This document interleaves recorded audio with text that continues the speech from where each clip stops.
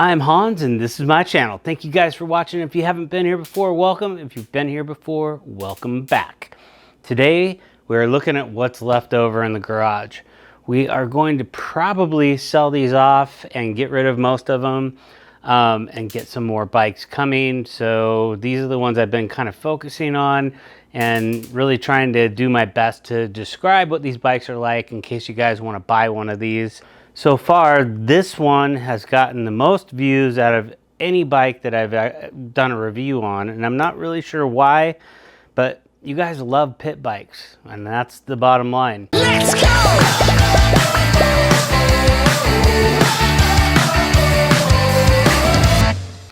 The KPM is a really cool bike, and I really like it. But it is a street bike and it does not do very well in the dirt until now because I put these tires on it and it actually does really well off-road now. I would not hesitate at all to take this out on a trail, cruise around. I've done it already. It works great. We got the DLX Hawk. This is another really big thing that you guys are getting confused about. The DLX is different than just the standard Hawk, and there's two different price points. One of them is about $2,000, one of them is about $1,700. What you get with this one that is way better than just the standard, the DLX gives you electronic fuel injection, and you have this inverted fork. It's an upgraded suspension. It is a better bike altogether. It's worth the extra money, but if you are in a pinch, I know that right now it's really hard to get these. You can't even find them.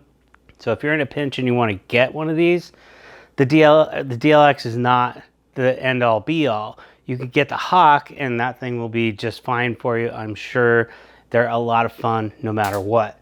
The one thing I did like about the standard Hawk is that it just came with some super gnarly knobby tires. So you got a lot more traction. I did like that. And then we got the oddball down here at the end, the Honda CBR 250R, and that one is just kind of a project bike. I've always wanted to take a regular like street bike with all the fairings and pull the fairings off and kind of give it a Street Fighter look, and I did that. I love the way this thing looks. It's to me, it's just a better looking bike that way. It's a 250, so it's not like you're gonna go out and be racing the thing. Maybe you would, maybe you're not. I don't know. For me, just cruising around, this thing is awesome. And this does better than this off-road. So this is obviously gonna do better than both of them. But because of the tires that I put on these Enduro tires are really, really good. And I get lots of traction when I am in the dirt. So either one of these, if you guys just wanted to hit a trail or something, no big deal. So I'm trying to decide what I want to do with all these bikes. And I think I'm going to just sell them off, but I also think I want to give one of them away. Not really sure which one, but I do think I might want to give one away. But I think it's going to have to be like based on my subscribers. I'm really trying to grow my channel. So if I do this, it's going to be like, okay, when we get to 10,000 subscribers, then we give this to whoever. I'm not really sure how I'm going to do the thing, but this one. So pay attention if you guys are interested. I do really like this one, and it's great for just commuting back and forth to work. It's a really super fun bike to ride. It's not fast by any means. You're not going to roll on any wheelies. You're not even going to pop the clutch and try to get this thing to do a wheelie, but it is really fun to ride. The DLX is a great bike, and I really think I'm going to miss it if I sell it. So I think what I might do is get the DLX and then have another Hawk delivered, just the standard one, and really do a comparison so you guys can see. There's just a lot of questions that people are asking me, and they don't really understand what the difference is between these two bikes. There's pros and cons, so I don't want you to get confused, but they are definitely different. And the Honda, I don't know, I think I might just put a quieter exhaust on it or a stock exhaust and ride that thing around as well. I don't know, everything's for sale, so you never know. So what I want to do today is show you guys these mirrors that I got. I got them for my CBR 250R. Mirrors are on, looking good. Oh yeah. And I absolutely love them. they're really, really cool. They're very, very modular and they're very cool. This type of mirror and this type of mirror are very fixed, and I think they kind of tried a little bit too hard to make these bikes look retro by adding these types of mirrors. This works great for this bike, but they are kind of goofy looking. I'm not going to change those ones out. They're fine for that bike. But on this one, I did want to put those mirrors on this bike. I think it's going to make it look a lot better. So we're going to pull these off of the sidebars. There's already screw mounts on both of the brackets on either side here, so it's going to be super easy. It's nice because I can get the mirror almost in the same position by having it come up over the handlebar, and I just think it looks better. So I'll show you guys those. So this is the mirror itself right here, and it's modular, like I said, so you can adjust it here so you can have it whichever way you want it. It's adjustable this way, so you can have it kind of pointing whichever direction you want. I like the style of this back right here. It just has a kind of a cool, interesting curve. It's got, I don't know, just cool fins on the bottom. It just looks cool. And instead of it being like this, like on this bike where they kind of stand up, which you could make this do if you wanted to, but I like mine to be out over my handlebars so I can see behind me a little bit better. And these ones do an okay job at that, but these ones are better in my opinion. You get them where you want them. You tighten up a couple of these bolts here. So there's an Allen key on this side.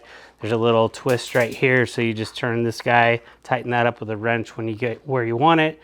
And then this will bolt on and just screw down onto almost any motorcycle. So these things are pretty cool. So anyway, we're gonna put this mirror on this bike and I think it's gonna look a little cooler. We're gonna do that right now so you can see what it looks like.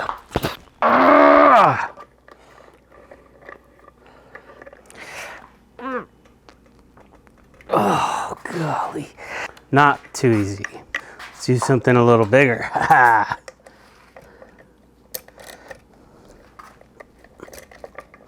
There we go. So I want them to sit like this, and you can see how far over they go, which is pretty nice. So it's just, there's a very simple thread right there. So we'll just go ahead and screw this on. And then we have a couple little tighteners that we tighten up here, here, and then this guy here, and we'll be good to go. And just in case you have a different style handlebar, it does come with a bunch of these adapters that you can use for this. This one and this one are 14s. So we'll go ahead and get this put on.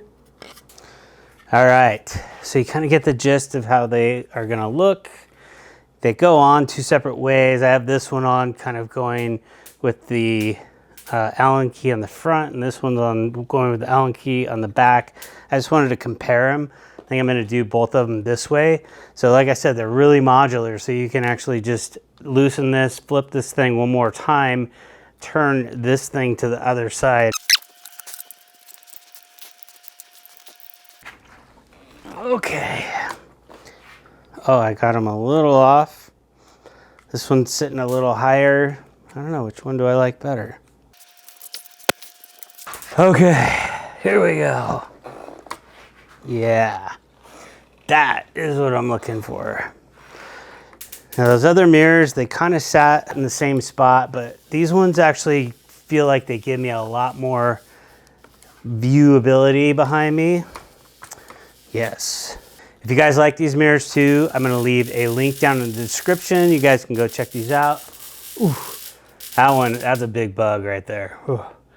I'm out in the garage right now. It's super hot. It seems like every time I talk to you guys, it's either super hot or super cold. And tonight it is really hot and I got bugs all over the place in here. So this is looking good. This is what I wanted to do.